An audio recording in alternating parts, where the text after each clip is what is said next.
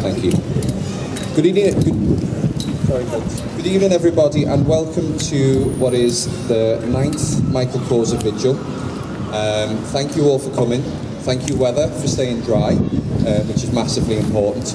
And just before we speak about why we're here and what's going to happen this evening, we're going to be opened by the very wonderful and very talented LGBT choir. So if we give them a hand, please, that'd be grand. Thank you.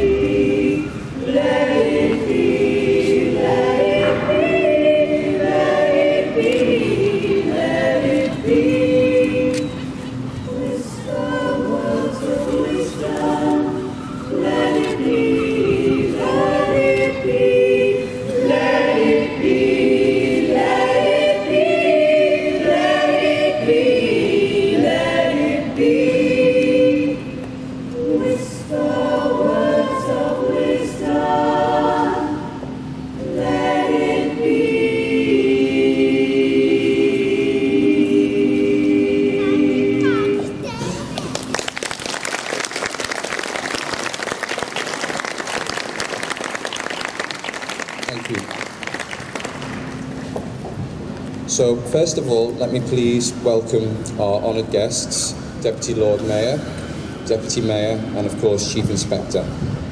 Thank you also to the Michael Cllr family, who are, just there, hi, and to Marie and Mike, Michael's parents. Thank you all for coming. I can see representation from lots of different communities, and also I can see, for example, the Liverpool Tritons, I can see Mersey Marauders, and also some of our local MPs, and indeed our Metropolitan Mayor. So thank you everybody for coming and showing your respect and of course appreciation for this vigil.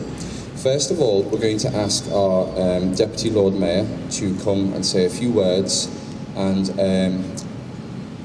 always we've had support from the Office of the Lord Mayor as a charity, and it's something that we do appreciate because it shows again publicly that Liverpool does stand in unity with regards to Michael and of course LGBT community. So first of all, can I ask Deputy Lord Mayor to come to the mic and just say a few words. Thank you.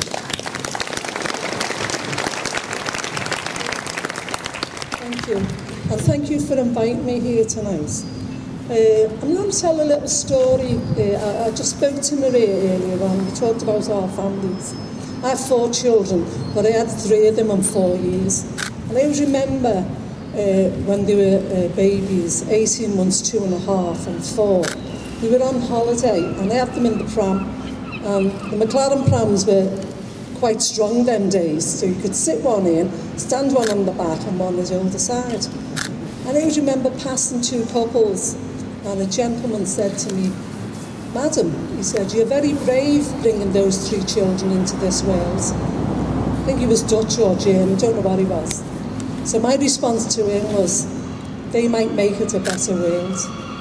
So I thought to myself, now, fancy saying that when we, and looking at people here tonight, and looking at Liverpool, we are the most diverse community in this city, and the most welcomest city in the world, I would say, because I love this city.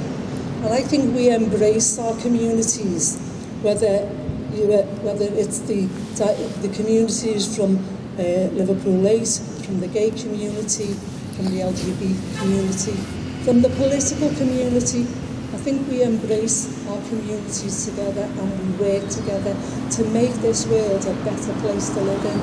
And I think this is what Marie and Mike Cause's achievements are going to be.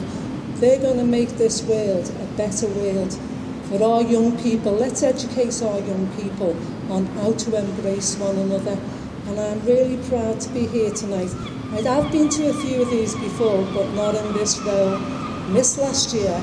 But I'm quite happy and quite pleased at the amount of people that have turned up here tonight to support Maria and my cause. And God bless you people for the work you're doing for this city and for the young people that you're doing to this city. And I think if we all work together, we will make this a better world to live in. And thank you for this opportunity to speak. Thank you. Thank you, Deputy Lord Mayor.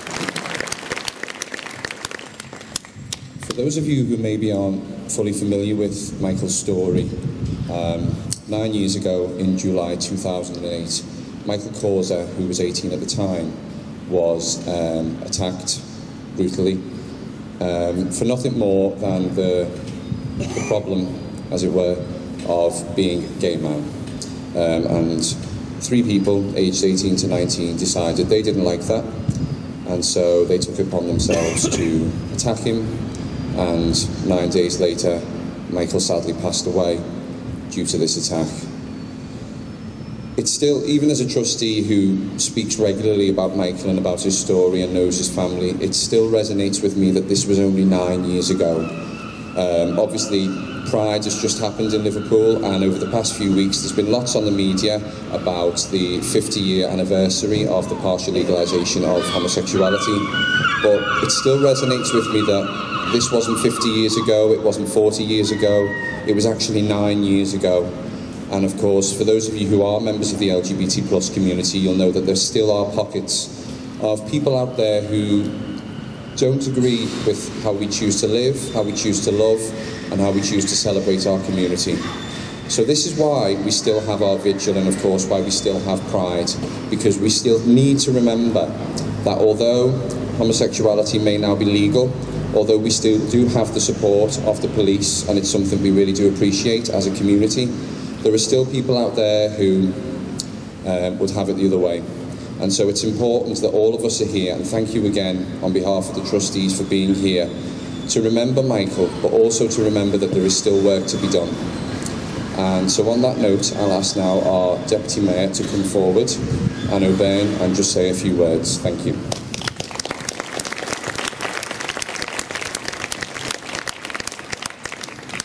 Good evening, everyone. I'm incredibly proud to stand here today representing the support and commitment of the City of Liverpool to this vigil and to the work of the Michael Cllr Foundation.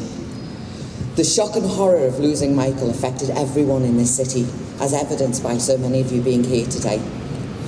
The vicious and unprovoked homophobic violence that took Michael from us from his family and loved ones. A crime so horrendous that as a parent I struggled to comprehend it.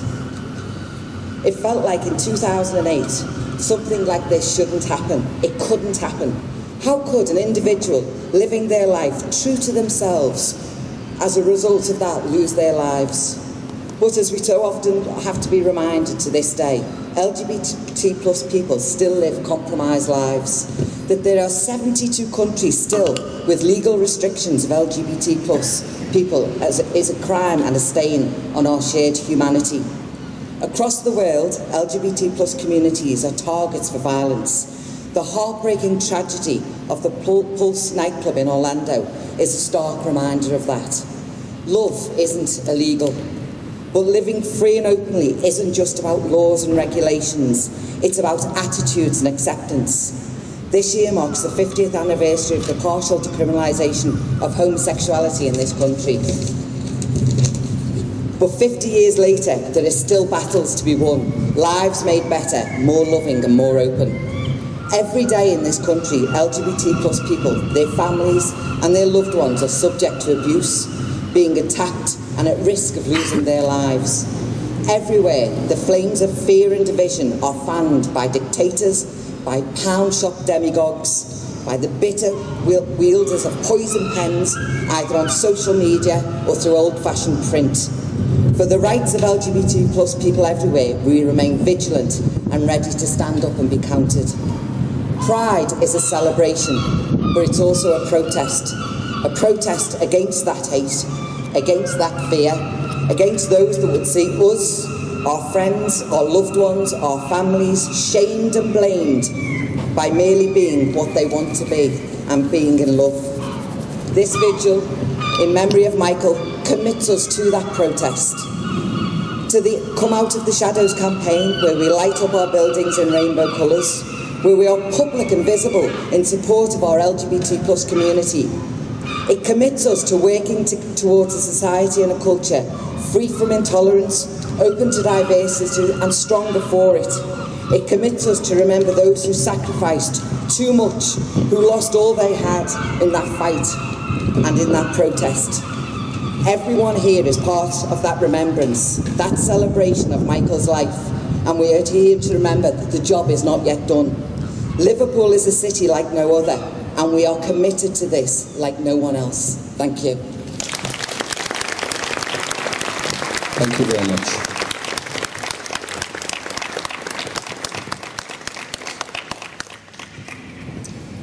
As our guest has just said, 50 years ago homosexuality was partially decriminalised, and it's certainly an achievement, if not a miracle, that in the last 50 years we've went from homosexuals being actually arrested by the law to now being supported and actually having the police actively support us, both in terms of protecting us from hate crime to indeed being here today to represent their community and the fact that they support our LGBT plus community. And I know on Saturday, if you were there was an absolutely tremendous turnout from the police, and thank you again for that. Our next speaker is Chief Inspector Paul Court, and he's just going to say a few words on behalf of the police. Thank you.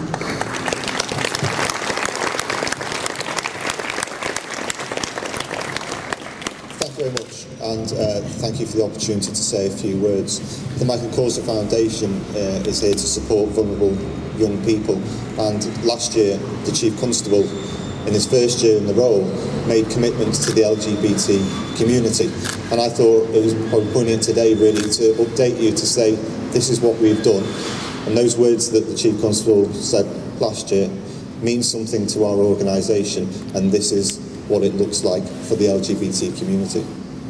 For those of you who were on Pride at Liverpool on Saturday, you hopefully will have noticed the size of the police contingent, which was formed of police officers, police staff, volunteers and cadets.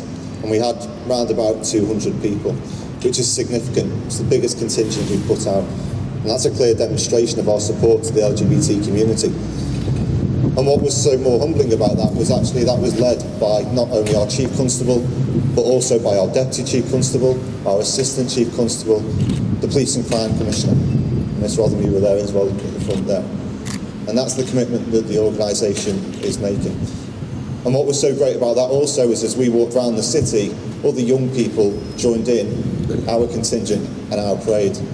And I think that says a lot that people trust us and can have confidence in what we do. As well as that, Assistant Chief Constable Julie Cook, who's a Merseyside officer, applied for and was selected to be the National LGBT Policing Lead, which is fantastic. Not only because Julie is a fantastic senior officer, but also a great person as well, who is without question going to bring a dynamic approach to that and really will give that local Merseyside feel to what is a national portfolio. We've also created a trans advisory group, which we created to make sure that the service that we give to the community is tailored and it's what's required. And we're involving people in delivering that. So in the last 12 months, we've made significant advancements. And we talk about the criminalisation of homosexuality. Policing today is in a completely different place. And I just want to finish with a message about hate crime and the importance of reporting it. And you will expect me as a police officer to stand before you and to say to report it and you can have confidence. But the message I give you tonight is one with two hats on. Firstly, as a member of the LGBT community, I speak to you. And I speak to you having been a victim of a homophobic assault in the last 12 months where the offender was sent to prison. And what I can tell you is that the service that I received from the police was remarkable. It was second to none. And it made me proud to be a part of Merseyside Police. They were sensitive, they were compassionate, they were discreet, and they did everything that they should have done to help me in that circumstance. But not just them, the CPS were also fantastic. And so if there's one message that I'd like you to take back to people today, it's that you can have confidence in reporting hate crime to the police. Because when it happens to you, you have thousands of officers stood by your side ready to help you. You get special so treatment please because you wear the uniform. Do report it and give people, the young people, the confidence that they can come forward when it happens. Thank you.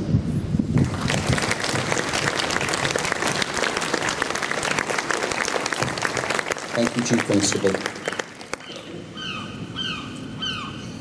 For those of you who did attend Pride this year, or indeed, even if you read about it on social media, you'll know that its theme was international love.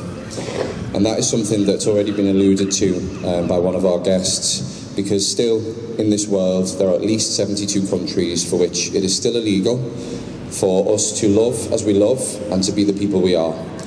And of course, even though we're celebrating Pride here in Liverpool, and even though we're remembering Michael today, who was from Liverpool, we still have to remember our brothers and sisters across the world who are facing persecution, who are facing imprisonment, and are even possibly facing death. Our next guest is someone who I'm really, really impressed by, and someone who I'm actually quite humbled to be able to introduce.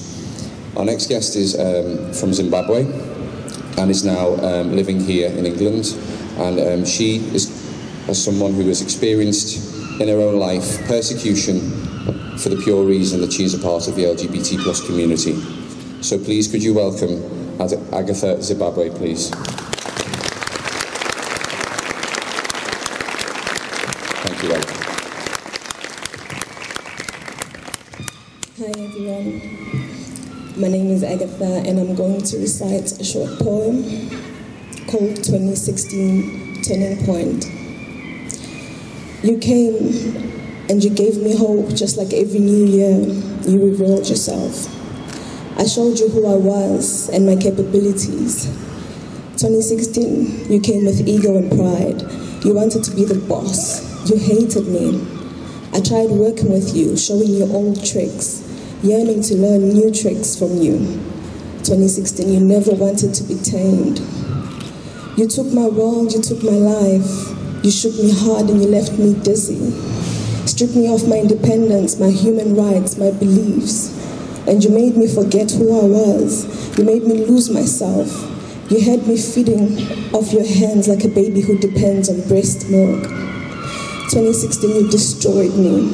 I hated you for all the challenges you gave me, for leaving me in a deep, dark hole to fend for myself. How could you? How did you? Why did you?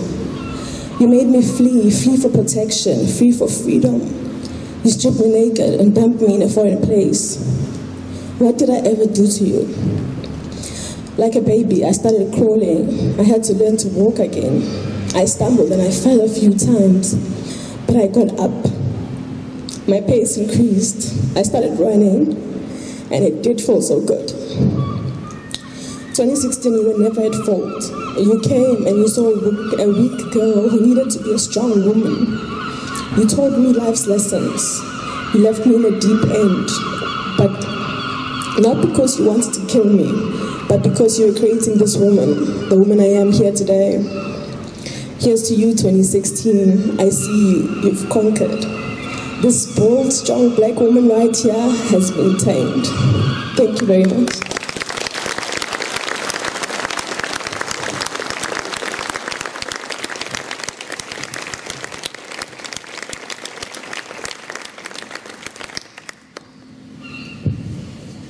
I think it is important, and obviously we as trustees, we talk about the vigil, and obviously we remind ourselves of why we have the vigil. And it is a moment after Pride, and after the celebrations, and after the colour, and after the fun, not necessarily to put a dampener on the occasion, but to remember that there still is a reality for a lot of people that isn't as exciting as the parade that we had on Saturday.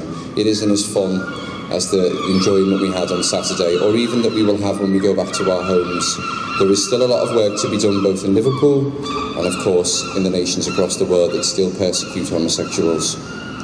Our last speaker is someone who I know very well and I'm very, very proud to introduce, and is a fellow trustee of the Michael Cllr Foundation with myself, and I know this person will do a better job of introducing themselves than me, so please welcome Ben Hodge.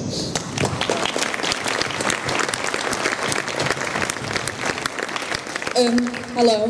So, like Sean just said, my name's Ben. My pronouns are they, them and he, him. And I'm a trustee at the Michael Cllr Foundation. So the reason I wanted to be involved is because I came to a vigil 2 years ago representing Scouting.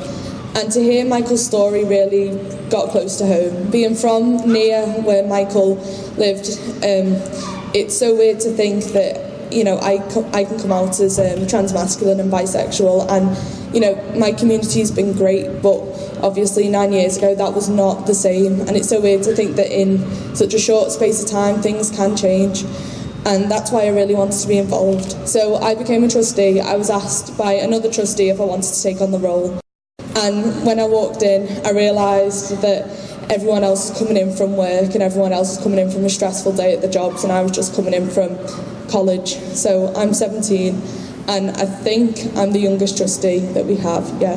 So that was scary because I'd never been a trustee before, but it was something I really wanted to do because Michael's story and Michael's family really inspired me.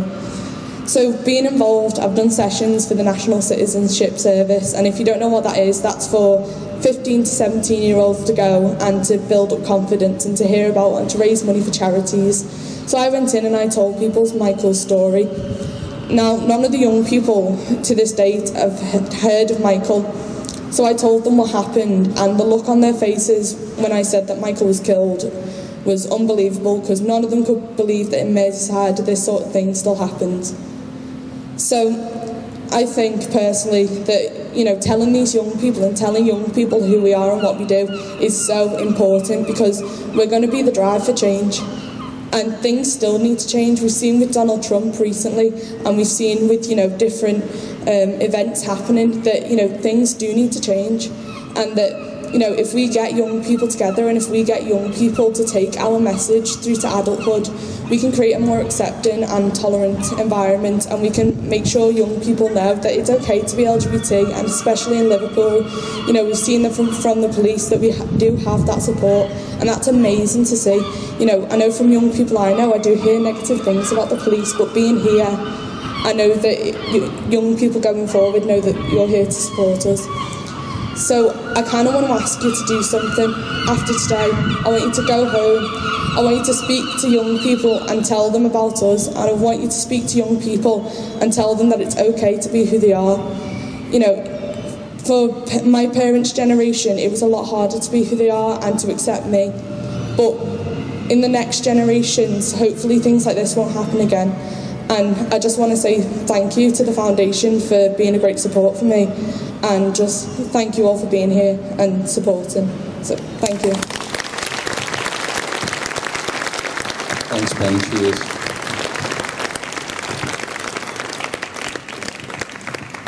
Told you, much better job than me. Just before our choir help us to conclude the vigil, this is obviously a vigil, and it is primarily to remember Michael, and not just to remember him as what happened, but all the things that have happened since Michael passed away. The foundation that was established in his name by his family, and of course, even the testimonies we've heard now of people being inspired, people being educated. You can see this is one of our primary aims. And of course, people being able to look forward as well as backwards on some of the things that have happened. So Michael's name really is still a prominent part of our community and will remain as such for a long time. Next year is going to be 10 years, and it's going to be the 10th vigil in Michael's memory. And so please, already, 12 months in advance, let me book you for the 2nd of August 2018. Please come. Please, if you don't already, follow us on Twitter at Cllr FN. We have a website with lots of information on how you can contact us, support us, become a donor, or just become someone that takes part in our regular activities and keeps up to date. So please do use social media. It's a powerful tool and something that we wish we can stay in touch with you over the next 12 months. Before our choir come forward, I'd just like to ask us just to take a moment of silence. I know we're in a public place, but that was on purpose. Just to reflect on Michael, on the victories that our community's had, and just the appreciation we have for a member of our community who's inspired us in such a way that we're all here tonight. So if we just take a moment, please.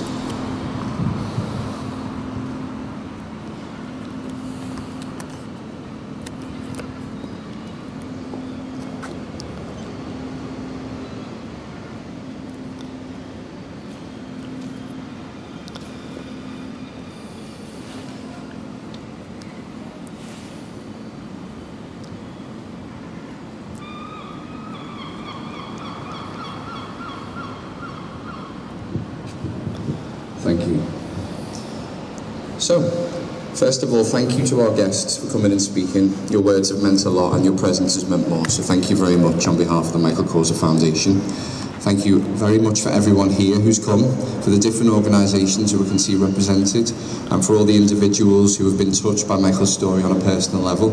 On behalf of the trustees, we particularly thank Michael's family and Marie and Mike, his parents. Thank you again for all that you do, and for allowing us to share Michael's story with our community and use his story and his name to hopefully bring in improvements to our LGBT community and to our wider community in Liverpool. So thank you very much. Please welcome our LGBT choir.